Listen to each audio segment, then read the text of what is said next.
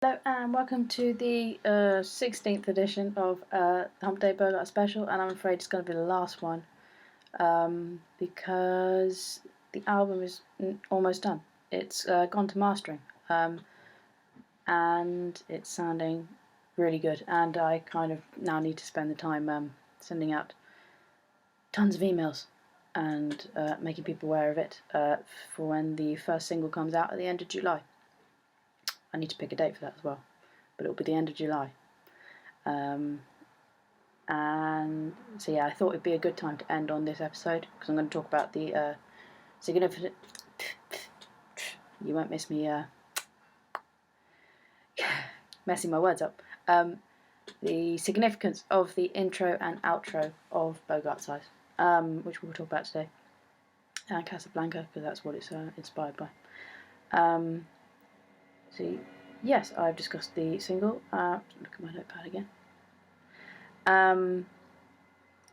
Yeah, so the album is coming along very well.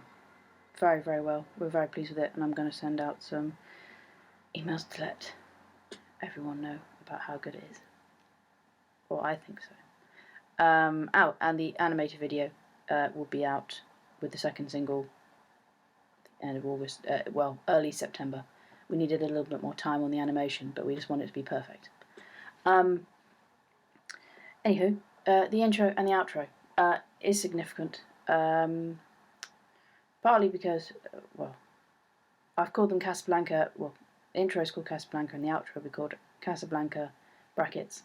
How have I forgotten this? It's the most well-known quote. This is the beginning of a beautiful friendship.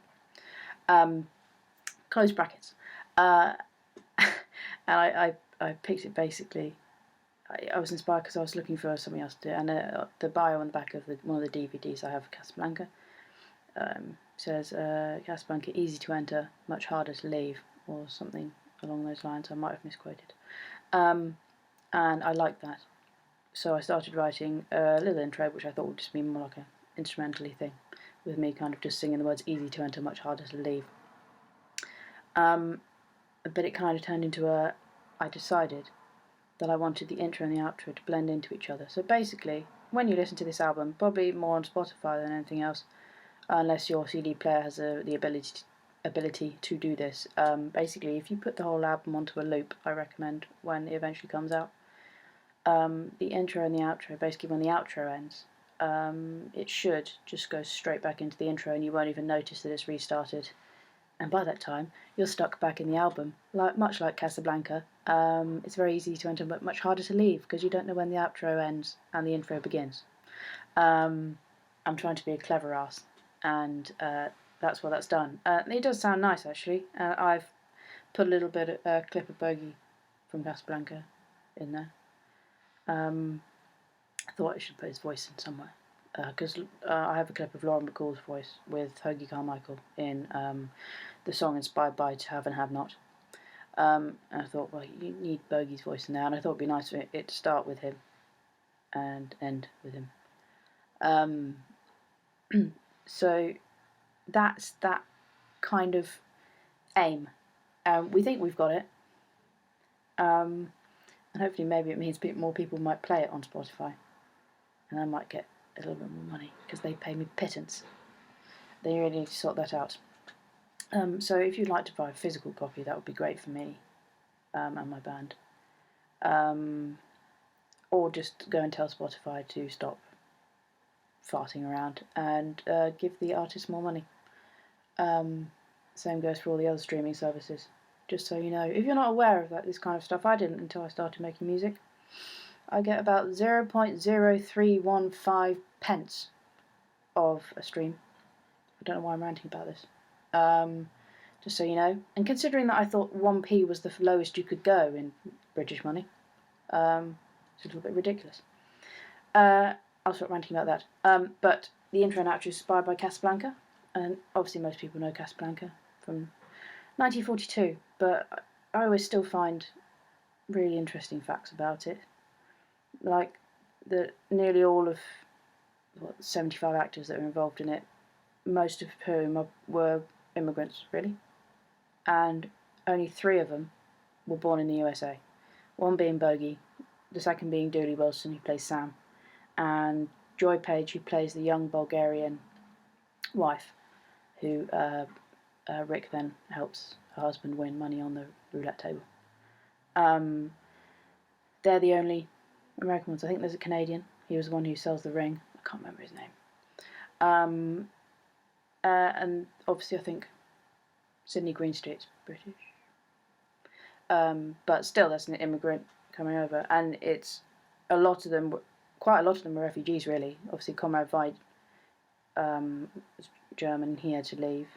And I always think I said that fact. He got played a lot of promises to play Nazis, but actually he decided to do it to make them look as bad as possible, so people would be against them. But obviously you got Peter Lorre. I think Michael Curtis himself, the director, he was, I think, Hungarian Jew, along with S. Z. Zakol. I think was his nickname Cuddles? I think his nickname was Cuddles. Lovely actor. But I read that he lost 3 sisters and a niece in concentration camps, which is very sad. So that gives Casablanca a whole new meaning, really, because most of them felt it, and that's why it feels much more. I think because all the actors, even the small ones, kind of, knew about it and felt it and had experienced it, with that kind of trying to outrun the Nazis. And I think I also read that the actress playing Yvonne, I can't remember her name, I should really look these things up, she did actually cry when singing the La Marseillaise in that bit where Laszlo gets the orchestra to play. Apparently she did actually physically cry, and they kept it in, which is very sweet. So yes, even though everyone knows Casablanca and they only remember certain bits of it, it has whole new hidden depths and meanings, and I just love that film. You can't not love that film.